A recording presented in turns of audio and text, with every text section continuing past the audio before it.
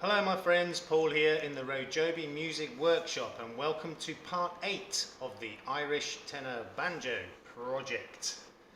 Okay, so in the previous episode, it was a little while ago for me actually, I had finished doing the frets, the filing and smoothing the edges of the frets and the fretboard, and got all the edges of the frets nice and smooth and rounded over and, you know, all finished. I had also previously inserted all of the fret dot markers and sanded the whole thing so that everything was level and smooth and beautiful. So yeah, I finished doing the fret work, and then started to insert the side dot markers, and unfortunately, as normal, I ran out of time on the video, so didn't finish that on camera, but I did finish it off camera. And as per normal for me, I've done quite a bit of the work off camera. As I said, the last video for me was probably 2 weeks ago for me, only a couple of days for you, 3 or 4 days. And yeah, I have been doing some more of the work off camera, but also some other stuff as well, which I'll get into shortly. So yeah, I've been quite busy, but now the fretboard is finished. And it's oiled as well, and it looks absolutely freaking amazing. I am really happy with how this fretboard has come out. So I've got the side dot markers in as well. Now, like I said, I am absolutely over the moon with how this fretboard has turned out. It looks completely professional, which surprises me, but you know, I am getting better and better at these jobs. And it is very important that you get this absolutely perfect, otherwise it just won't play right. And looking down, well, it's probably better that way. Looking down the neck's lovely and straight, and I've checked the level of all the frets. Probably 2 or 3 of them needed tapping down a little bit, and now everything is perfectly level, and it's absolutely brilliant.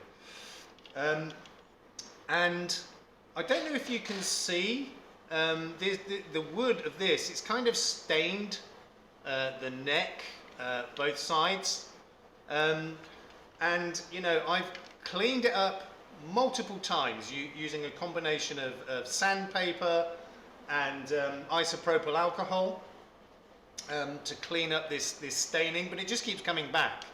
And to be honest, I don't mind it. I think it looks fine. I mean, it's sort of pinky orangey on the neck itself, underneath the fretboard, both sides.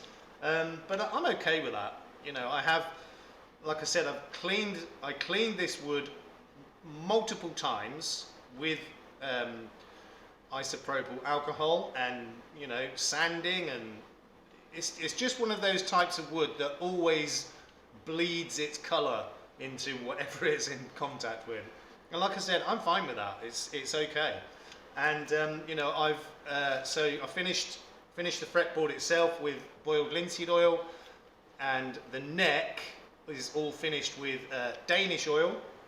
I applied probably 3 or 4 coats of that, and I oiled this part as well, which is, you know, it's not a crucial part of the aesthetics or anything like that. This bit goes inside the body and you don't see it, but I just thought it was a good idea to treat this with oil as well, to, you know, to keep the wood nice and fresh, even on the end there. So this bit is all treated with oil as well.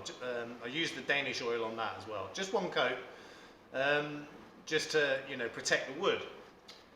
And one more thing I've done is I've laser engraved the headstock. So not my normal logo. I know it's kind of not easy to see there because it's very thin, but yeah, it's not my normal logo. That says Chaba, C-H-A-B-A, Chaba. Chaba is the name of our golden retriever, who sadly passed away on the 13th of January this year, which for me now in real time was a little over 3 weeks ago. So it's still pretty raw, pretty painful.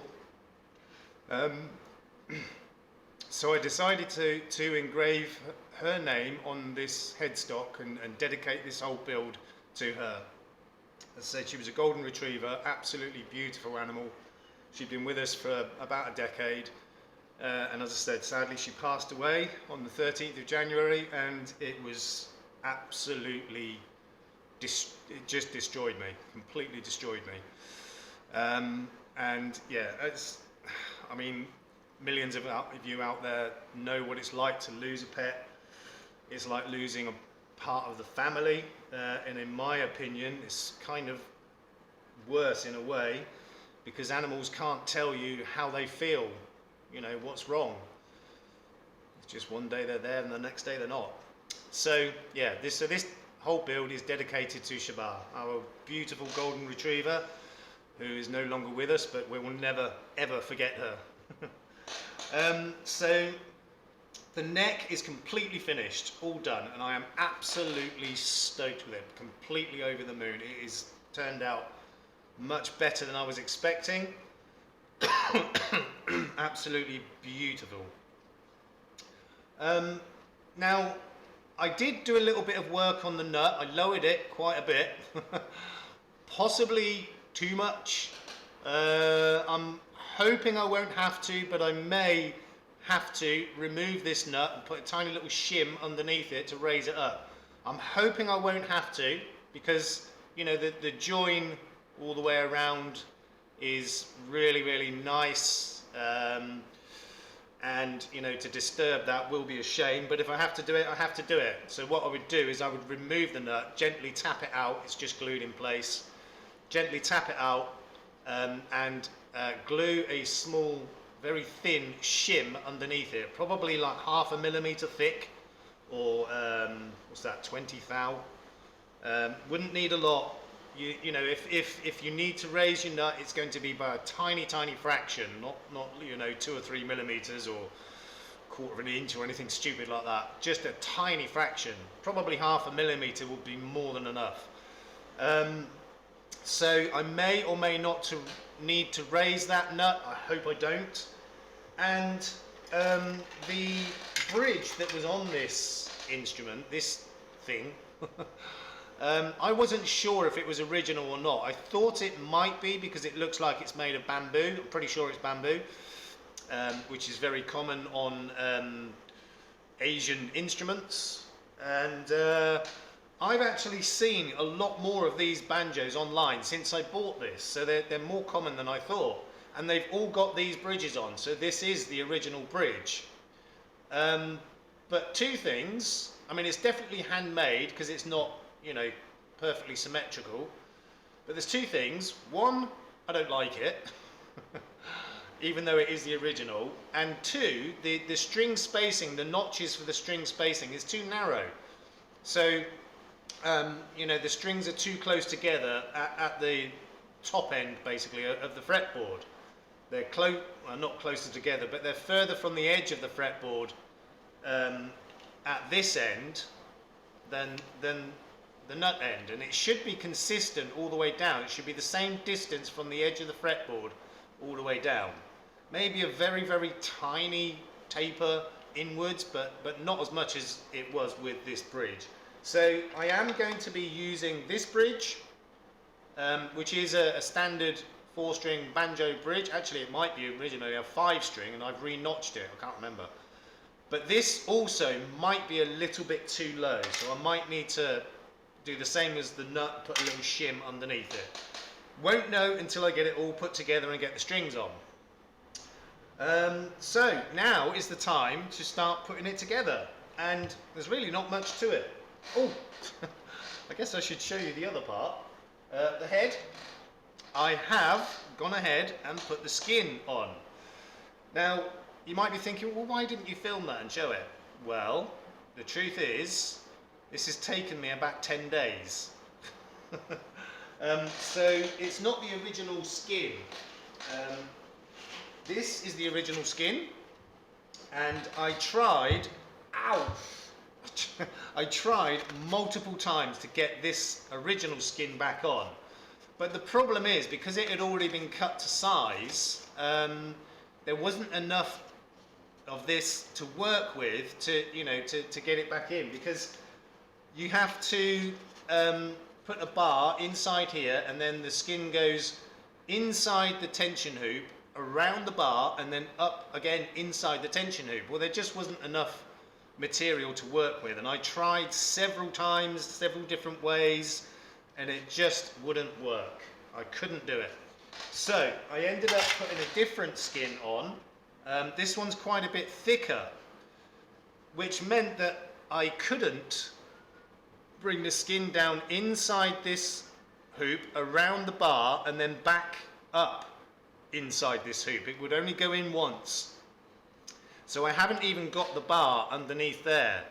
It's literally skin, tension hoop, tension ring, whatever, and it's not even got anything to push down on underneath. So, but it was a very tight fit, and I was able to, you know, to bring it all down with the hooks and tension it, and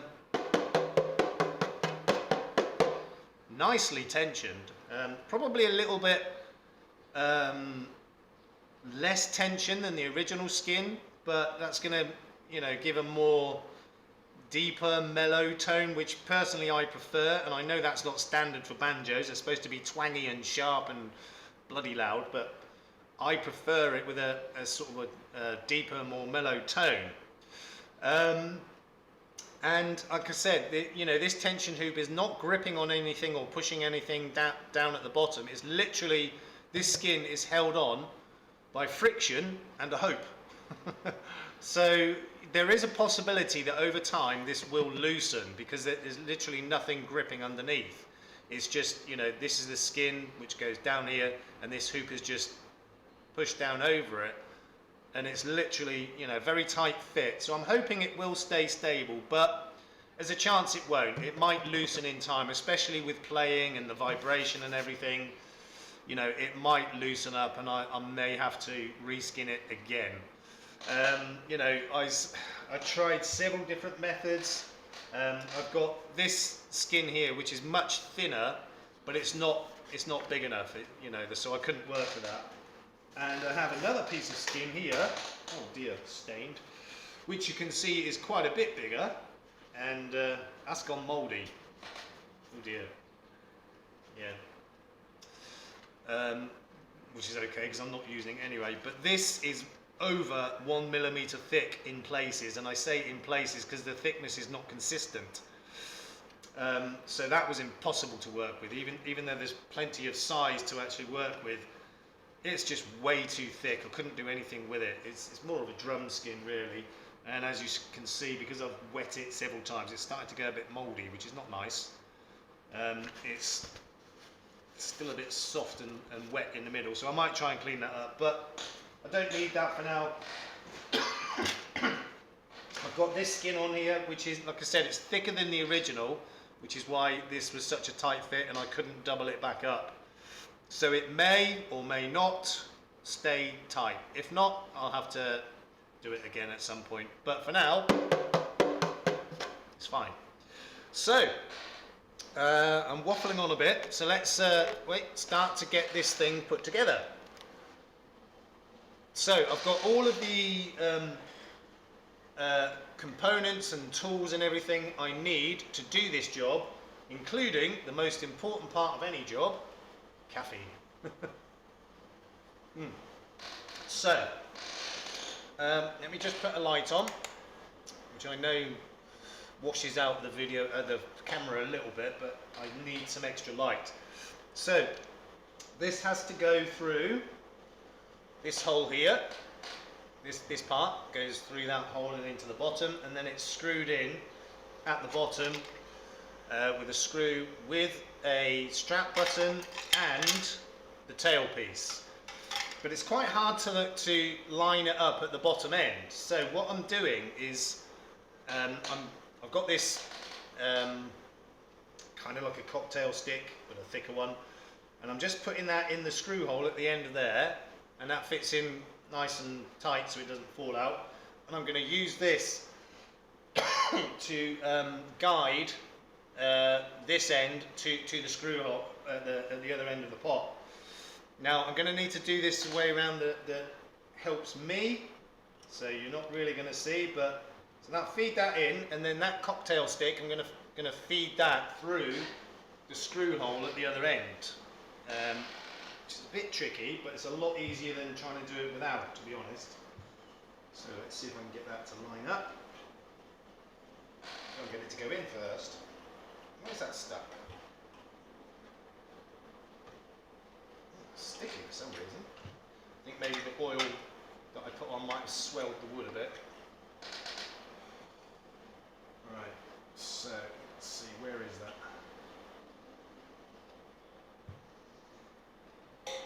There we go. So that's come through there now. That will help line everything up. And I'm going to try and keep that still while I get the screw in. Whether or not I'll be able to, I don't know. So I need to try and figure out a way of keeping this all lined up where it is. So, right, so I need the tailpiece and the screw with the strap button. Like I said, unfortunately you can't see what I'm doing here, but I've just got it all lined up, and then I'm going to get this screwed into the end. Hopefully, if the alignment stays where it is, that should go just fine. I need a torch to see in there, see if I can see the hole. I'm going to use the one on my phone. Let's see. Okay. So if I pull that out now, hopefully.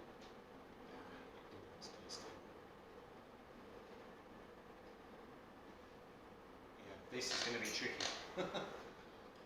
Really can't see where it's gone now. There it is. Right, if I try and hold that still now, hopefully I can get that screwed in, started. Oh, it's moved.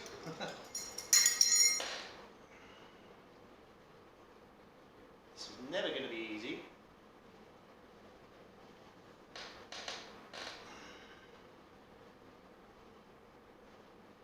Where's that hole? Right, it's there. Let me see if I can put something on there to weight that down so that it holds it where I need it to be.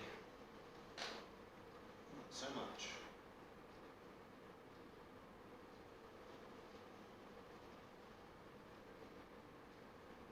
I need a little bit more weight on that. Let's try that instead. It might be too heavy now. Yeah, it's too much. Let's try this. Where is that? Right, that seems to be lined up. So let's try that again. And we're going for time. Backing on. Right, let's just get the screw started first of all. Hopefully.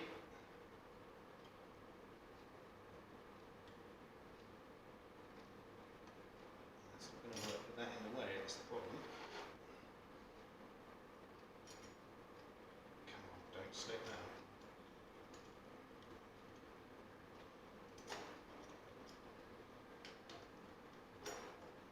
Got it? I think I have. Yes, I have. Amazing.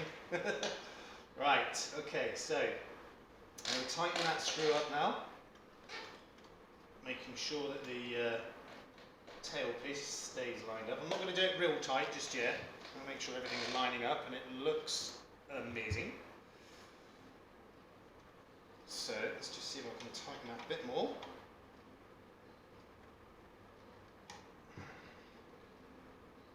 Seems to be all right. So I'm getting a bit tighter. That's a problem. Seems to be going fine. Don't want to do it really, really tight, but tight enough so that everything stays still at least. Just nip it up a bit more. Right, I'm going to call that good. I don't want that wood to split. Okay, I'm pretty happy with that. So that's the tail piece on now, and the strap button, and the neck. Okay, so I'm not going to put the armrest on just yet, because I want to, put the strings on first and get all that sorted out, because this might just be a little bit in my way. Now, as far as strings are concerned, the ones that were on it originally, I think were probably guitar strings, and that's absolutely fine. You can use guitar strings, but I decided that I was going to buy the proper strings for this, so that's what I did. Brand DR. I've not heard of those before, but they're obviously American. And these are the proper strings for a tenor banjo. So the gauges, I don't know if you can see that there, we've got 10, 14, 23 and 31. Now somewhere here, I've got written down what the original string gauges were. I don't know where I'll put that piece of paper now. Is it one of these? Possibly. No. Oh, it doesn't matter. Anyway, the original strings that were on it were, like I said, were probably guitar strings, which is fine. But going by these gauges, 10, 14, 23 and 31, the ones that were on there, I can't remember the exact gauges, but they didn't match up with this. I think it was a 10, and I think it was like a 17, 28 and 36 or something like that. So too thick. So these proper tenor banjo strings will be the right thickness and therefore less overall tension, and also, give me the proper tenor banjo tone. So these are the ones I'm putting on. I am going to put them on off camera because it's going to be fiddly. So the tail piece that's on this allows for ball end strings. Well, most banjo strings are loop end, and these are. But what I have done, again off camera, is I've kind of fitted one of the ball ends in each of the strings. Kind of loosely fitted in, but I'm hoping that will work, and allow me to get those strings in. So I'm going to do that off camera because it's going to be a bit fiddly, it's going to take some time, and once I've got them on, I'll then start another video and we'll see where we go from there, because once I've got the strings on, I'll then be able to tell whether or not I need to adjust the height of the nut and the bridge. Okay, so that will be coming in part 9. In the meantime, please look after yourselves, look after each other. We will see you soon. Peace out.